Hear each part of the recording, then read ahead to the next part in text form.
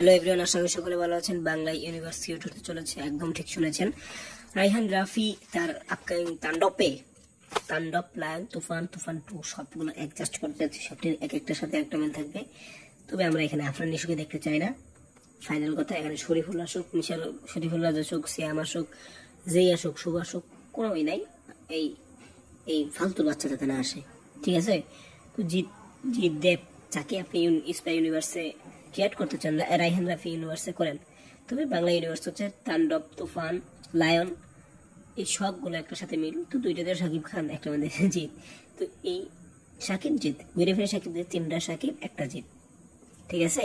এরকমটাই। আবার চঞ্চল চৌধুরী আছে, আরও তো ক্যারেক্টার আসবে, শরীফুল রাজের ক্যারেক্টার, আবার নাকি আফরান নিশো। আমরা চাই না আফরান নিশো এইখানে আসুক এই কাপ ইউনিভার্সে। আপনি অঙ্কুশকে নিয়ে আন, টেককে নিয়ে আন, বনিকে নিয়ে আন, কোনো তো সমস্যা নেই।